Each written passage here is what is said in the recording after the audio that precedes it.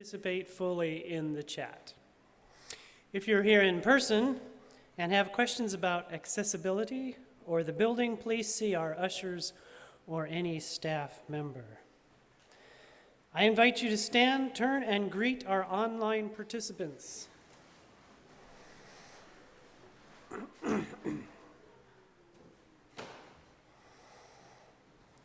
Children are always welcome in the sanctuary.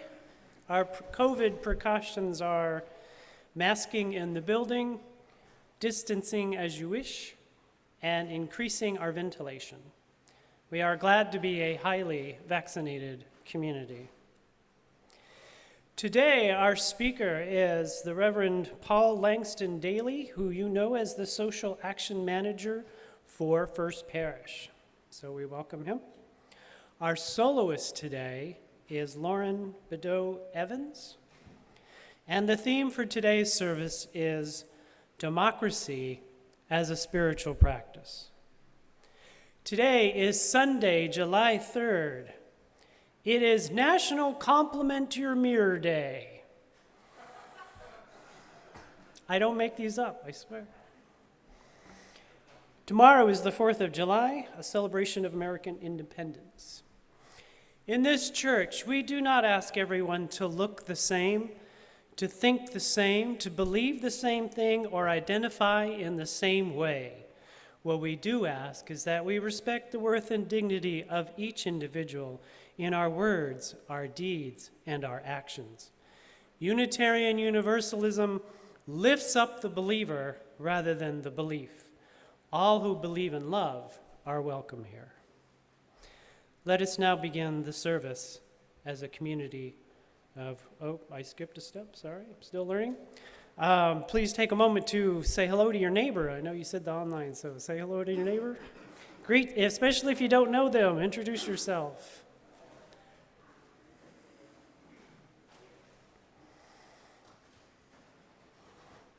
Let us now begin the service as a community of worship.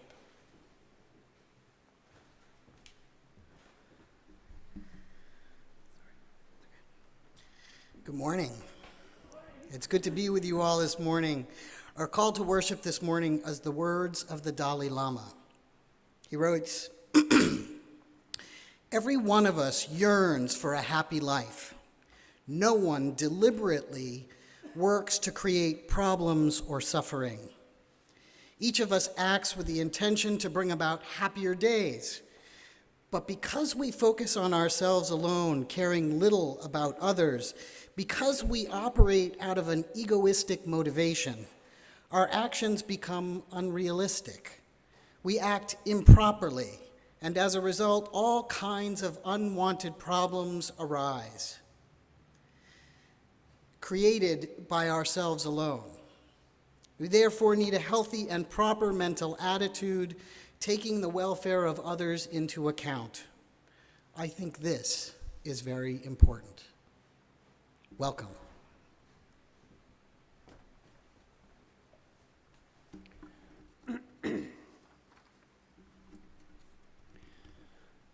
May the chalice we now kindle, symbol of our living faith, inspire us to use our power to heal with love, to help with compassion, to bless with joy, and to serve the spirit of freedom in the fullness of community.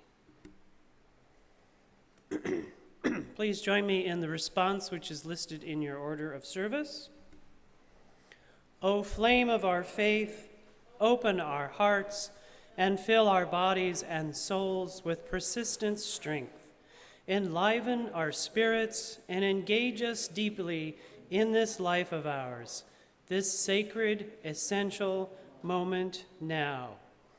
From the fires of each heart to this chalice we impart many sparks to one flame, giving hope to us again.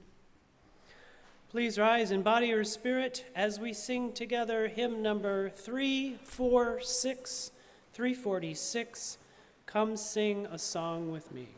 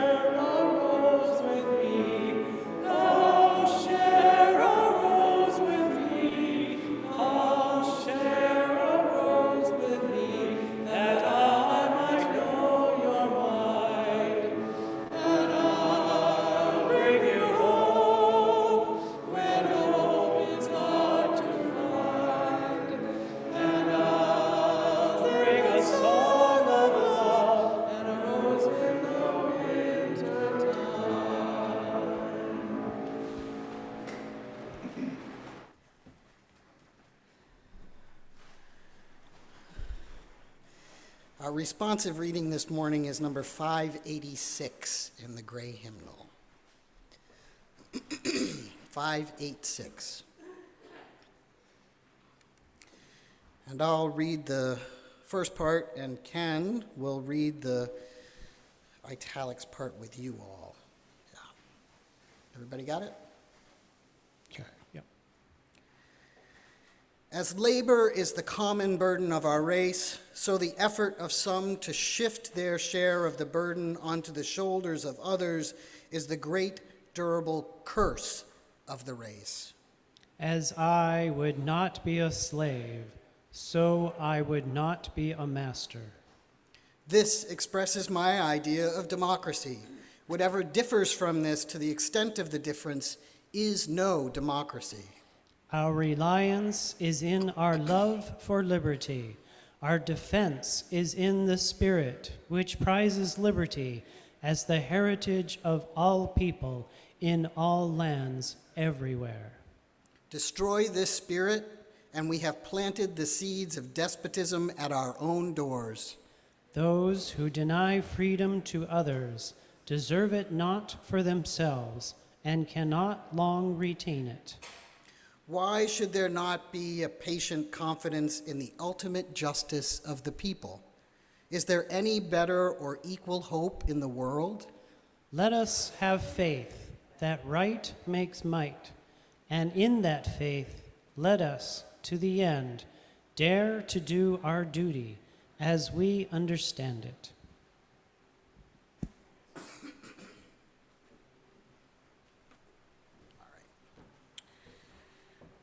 How many of you read Heather Cox Richardson? So this may sound familiar. This is excerpted from her letter, April 17th, 2022. She writes, "Today, political scientist and member of the Russian legislative body, Vyacheslav Nikonov, writes, or said, in reality, we embody the forces of good in the modern world because this clash is metaphysical. We are on the side of good against the forces of absolute evil. This is truly a holy war that we are waging, and we have to win it. And of course we will, because our cause is just. We have no other choice. Our cause is not only just, our cause is righteous, and victory will certainly be ours." To achieve such control in a country where conservatives are a minority, the conservatives are skewing the electoral system in the United States to install a one-party system. Like Orban's government in Hungary and Putin's in Russia, the one-party government they envision will benefit a very small group of wealthy people. And just like those governments, it will be overseen by a strong man who will continue to insist that his opponents are immoral. But here's the thing. Democracy is a moral position. Defending the rights of humans to control their own lives is a moral position. Treating everyone equally before the law is a moral position. Insisting that everyone has the right to have a say in the government is a moral position. This moral position is hardly some newfangled radicalism. It is profoundly conservative. It is the fundamental principle on which our country has been based for almost 250 years. In 1776, the nation's founders wrote in the Declaration of Independence that all people are created equal and are endowed by their Creator with certain unalienable rights, that among those are life, liberty, and the pursuit of happiness. They asserted that governments are legitimate only if those they govern consent to them. The founders did not live these principles, of course. They preserved the racial, gender, and wealth inequality that enabled them to imagine a world in which white men of property were all equal. But after World War II, Americans tried to bring these principles to life in its attempt for America to realize its ideals that the radicals on the right want to overturn. After World War II, the Supreme Court began to insist that all Americans really do have the right to self-determination and that they must be treated equally under the law, using the 14th Amendment's guarantee that no state can deny or deprive any person of life, liberty, or property without due process of law, nor deny any person within its jurisdiction the equal protection of the laws. It began to upend long-standing racial, gender, class, and religious hierarchies. It said, for example, that the promise of equality before the law meant that people of color had the right to a jury that was not made up exclusively of white people, that black and brown kids had a right to attend the same public schools as their white neighbors, and that white Americans could not kill or assault black Americans without consequences. It decided that states could not privilege one race or one religion over another, and that people had the right to marry whomever they wished across racial lines and gender lines. It decided that the people themselves, not the state, had the right to plan their families. Then, to ensure that states were truly democratic, in 1965, Congress protected the right of all Americans to vote, giving them an equal say in their government, and bringing to life the concept of the Declaration of Independence that governments are legitimate only when they derive their power from the consent of the governed. Americans who had seen the horrors of the Holocaust, which, after all, was the logical and ultimate outcome of a society based on hierarchies, saw that the defense of equality as a moral position. It recognizes the inherent worth of individuals without privileging one race, one gender, one religion, or the wealthy. It works to bring the principles of the Declaration of Independence and the Constitution to life, stopping the violence that certain white Christian men in the past visited upon those they could dominate with impunity. Those radicals who are now taking away the right to self-determination, the right of equality before the law, and the right to vote because they are questioning the moral foundations of Western civilization, are launching a fundamental attack on our nation.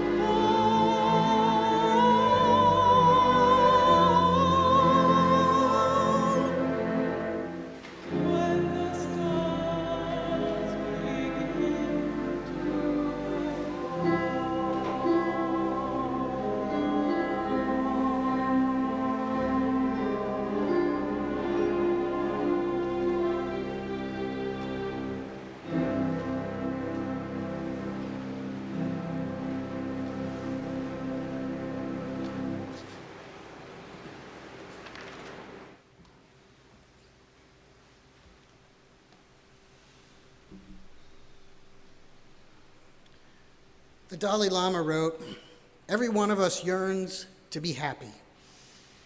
No one deliberately works to create problems or suffering. Each of us acts with the intention to bring about happier days. But because we focus on ourselves alone, caring little about others, because we operate out of an egoistic motivation, our actions become unrealistic. We act improperly, and as a result, all kinds of unwanted problems arise created by ourselves alone. We therefore need a healthier and proper mental attitude, taking the welfare of others into account. I think this is important."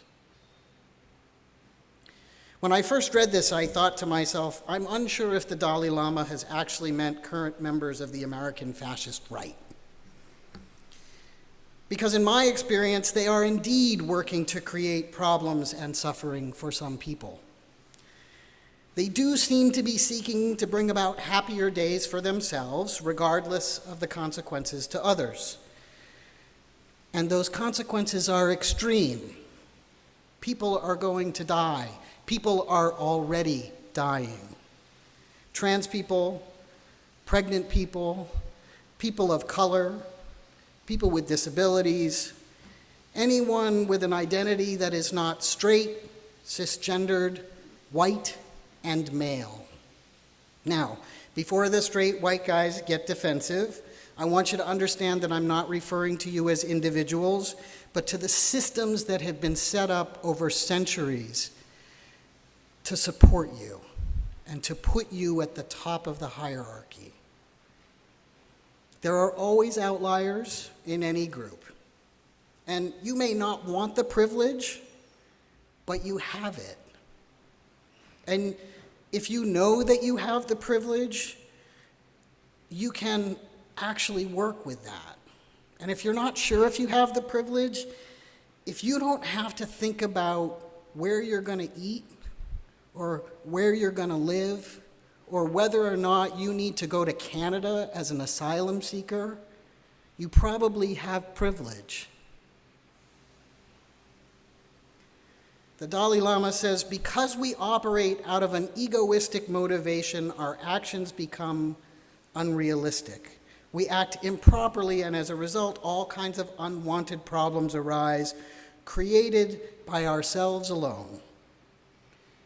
Therefore, we need a healthy, proper mental attitude, taking the welfare of others into account.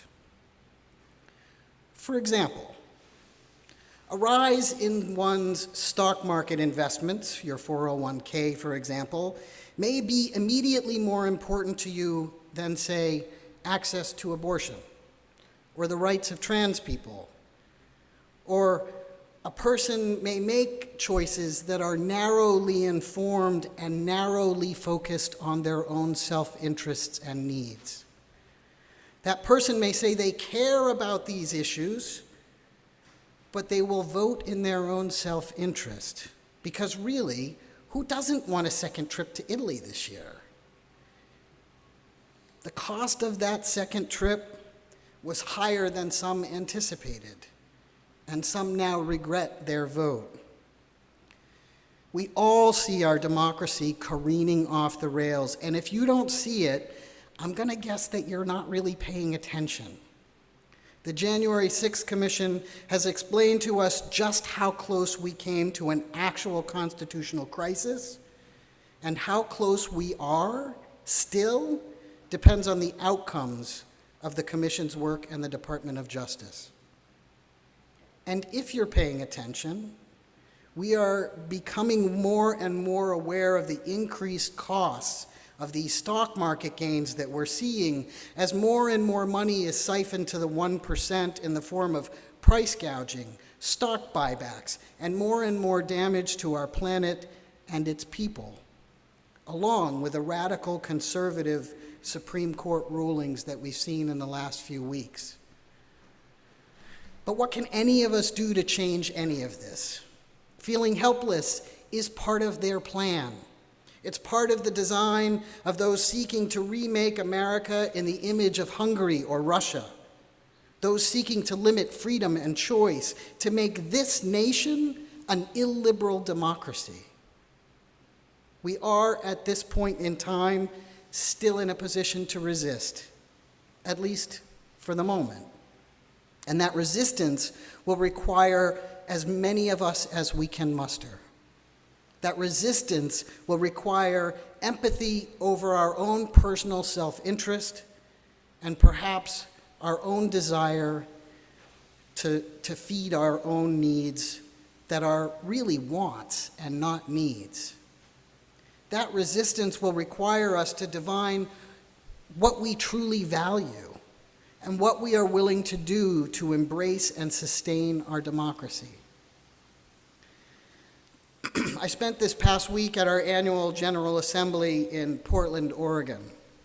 And we spent a good time at this event discussing the values that we hold as Unitarian Universalists, the values that we find at the core of our beliefs, regardless of our theological framework. And we kind of came up with some suggestions about what those values are, sort of loosely framed. And they are: we value pluralism and diversity. We value interdependence and equity. We value generosity. We value justice. And we value transformation.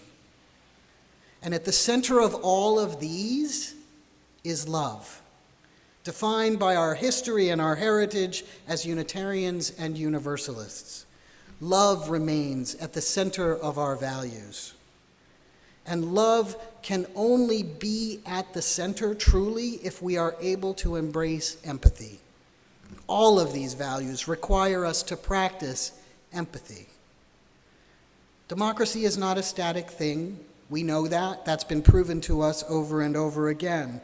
It's an active spiritual practice. It requires action and understanding. It requires trust and awareness.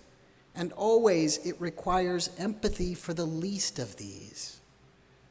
These values that are lifted and taught by our parents, our schools, our communities, and yes, by our religious institutions. Values of pluralism and diversity, interdependence, equity, generosity, justice, transformation are the values of liberal democracy. What we are experiencing right now is a right-wing insurgency, a move away from liberal democracy towards an authoritarian state that seeks power and control for the benefit of a small group. And they are succeeding. The Supreme Court, in several schizophrenic decisions this year, have claimed state rights and yet undermined those same rights when it's expedient to their agenda.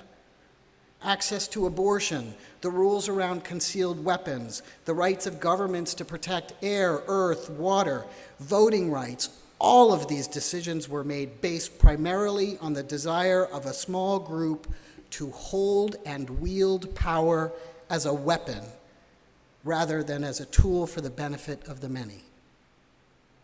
Let's not be naive, shall we? They are coming for more. They seek to eliminate public education, to remove access to contraception, to declare what sexual activities are acceptable. Procreation is the only acceptable form of sexual activity. To limit gender identity and expression, to severely limit who can and cannot vote in this democracy, to place profits before people in ways that are even more egregious than we have already seen. To return to 1789 when only straight, white, cisgendered property owners could make decisions and women and people of color were bound in slavery. This is the world some people seek. This is the world they want our children to inherit. Unless we remember what Heather Cox Richardson reminded us, democracy is a moral position. Defending the right of human beings to control their own lives is a moral position. Treating everyone equally before the law is a moral position. Insisting that everyone has the right to a say in their government is a moral position. Unless we empower each other in revolution against hatred and authoritarianism and abuse of power, The author, social activist, philosopher, and feminist Grace Lee Boggs wrote, "Unlike rebellions, which are here today and gone tomorrow, revolutions require a patient and protracted process that transforms and empowers us as individuals as we struggle to change the world around us. A revolution that requires a people to go beyond struggling against oppressive institutions and involves making an revolutionary leap towards becoming a more socially responsible and more self-critical human being. In order to transform the world, we must transform ourselves. And our task as people of faith is to do just that, to transform ourselves, to do the work of liberal reflection, to engage empathy and love, to consider one another as least as much as we consider our own creature comforts. We cannot change the world around us unless we are willing to face the challenges within us and before us. And we are not now, and have never been, helpless. We can change things if we are willing to pay attention, willing to actually center our values over our comfort. Those values of pluralism and diversity, interdependence, equity, generosity, justice, and transformation, in short, love.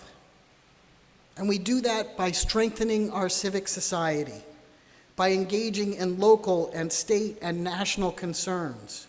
Because when we strengthen our civic society, when we actually talk to each other, when we can engage beyond that 1-inch surface of what do you think about X, we strengthen ourselves.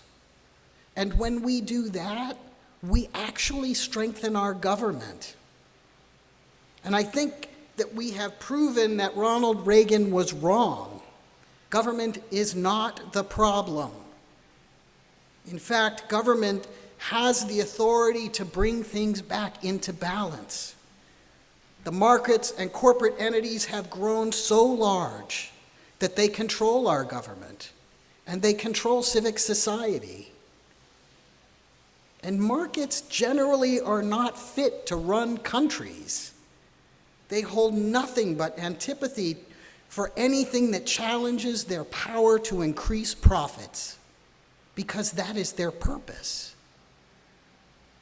Strengthening our civic society, our civic muscles, is essential if we are to turn the tide, and the survival not just of the people, but of the planet as we know it, is in the balance. The good news is there are concrete things we can do to strengthen those muscles, to take back our democracy, to leave a better world for our children and grandchildren than can currently be seen.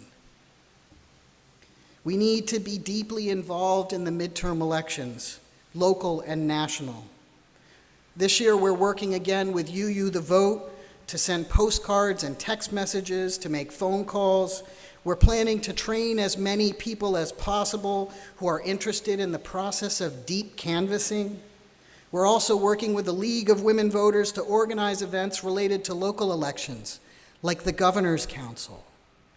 We will support the work of others, providing meals and childcare and administrative support to those who are making those canvass calls. We're participating in a pilot program to engage best practices in registering college students to vote. And we will rally and march and participate in the midterm elections because our values, centered in love, require us to transform ourselves. We will engage in empathy and compassion over our own personal comfort because our values as people of faith demand it. There is much that can be done and much to do. My goal as your social action coordinator is to provide as many avenues as possible to strengthen our civic muscles together, to help as many people as possible participate in whatever ways you can, to move our liberal democracy forward and to avoid a slide into illiberal democracy. Now, that's a long list I gave you, but all of these actions and options will be explained in detail in the FP Weekly, and I invite you to read it. And I invite you to reach out to me, or to Sally, or to Sue, or to Fred, or to Laura, and find out what you can do to help. We're here. If you want to get involved, let us know. We'll find ways to plug you in. We'll find ways to plug you in. And that's important, because everything that we do matters, for good or evil. Let's make conscious choices to do good together. We can, we must, for our children, for our children's children. We must enact our faithful values. Like the Dalai Lama said, I think it's important, and I hope you do too. I invite you now to take a moment to think about the reflection question, which I don't actually have in my text, but do you have it by any chance? What are you willing to do to save your daughters? Okay. So the reflection question, I invite you to turn to someone next to you and to answer this question. What is it that you would like to do to help save our democracy? What are you willing to engage in? And I invite you to stretch, because this next election is important.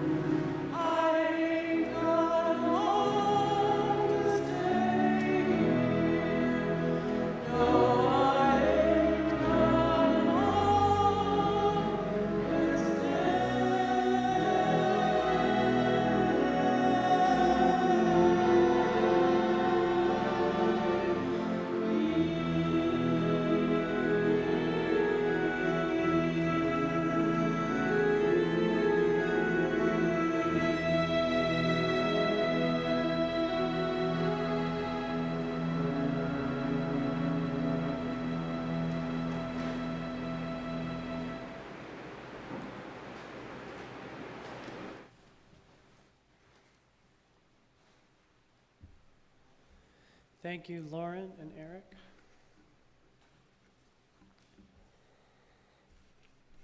Ours is a spiritual community of compassion where we find meaning and connection together. We take this time to share our concerns within the support of this beloved community. I have two sad things to report to you. Tammy F's mother, Anna, died peacefully on Thursday morning. Anna was a lifelong UU and was active for many years at First Parish in the choir and the Women's Parish Association. Louise C. passed away peacefully Thursday night. She was the music director at the Fallen Church for many years and the mother of Joy. I invite you now to call out the names of those you hold in your heart, whether in joy or in sorrow.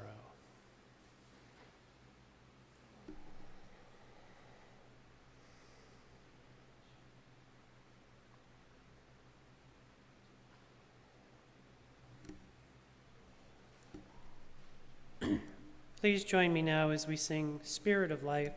The words are listed in your order of service.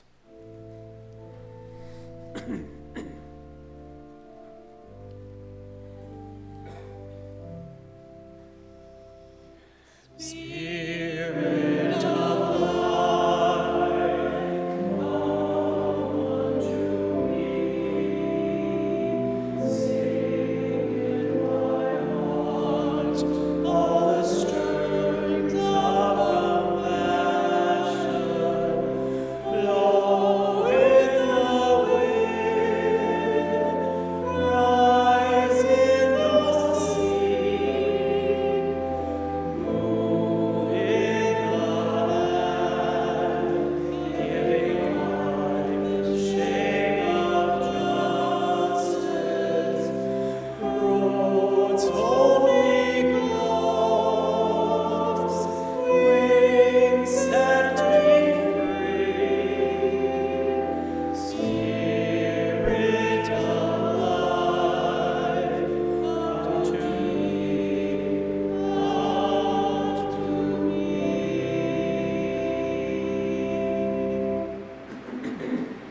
I invite you now to join me in a moment of prayer, contemplation, and reflection, followed by a moment of silence.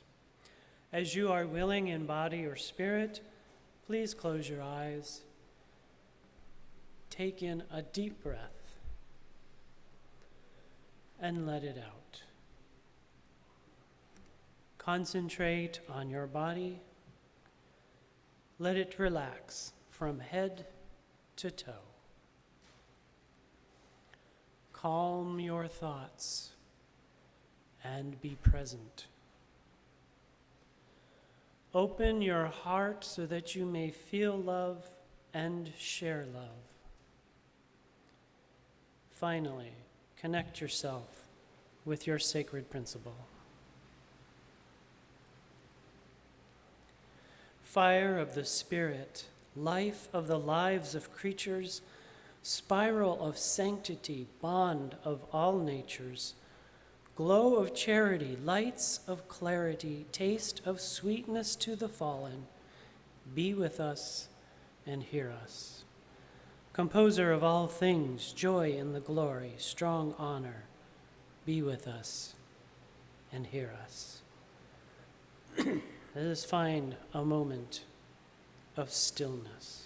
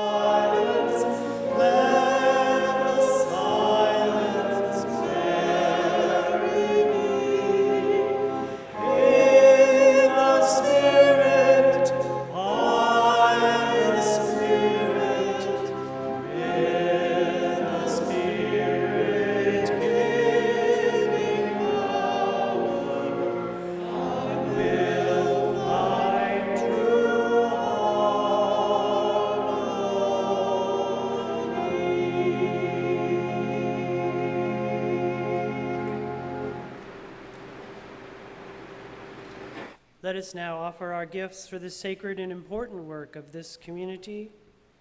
You can donate here or online.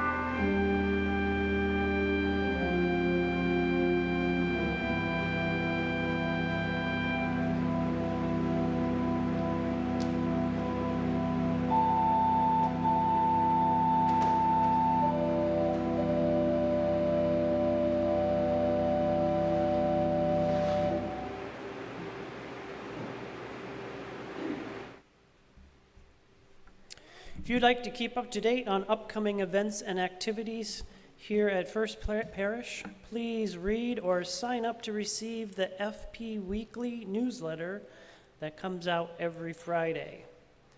Please also join us afterwards for coffee outside together. There you will find information about the worship sharing circle and a welcome table for anyone interested in finding out more about us.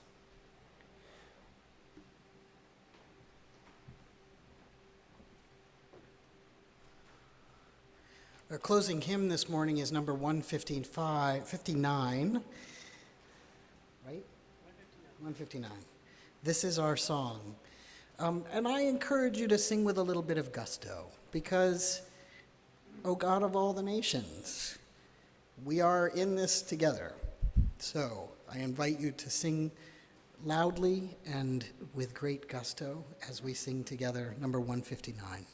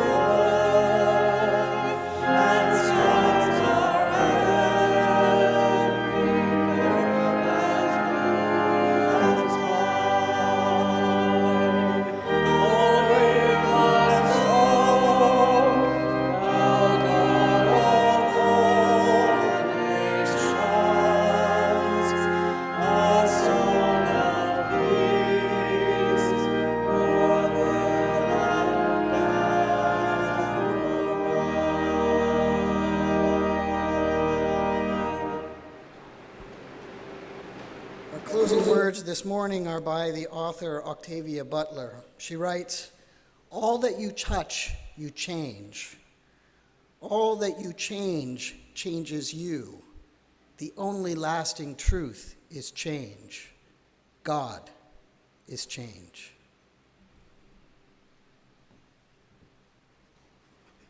Join me in our benediction listed in your order of service.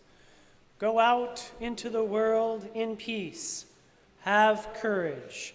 Hold on to what is good. Return to no person evil for evil. Strengthen the faint-hearted.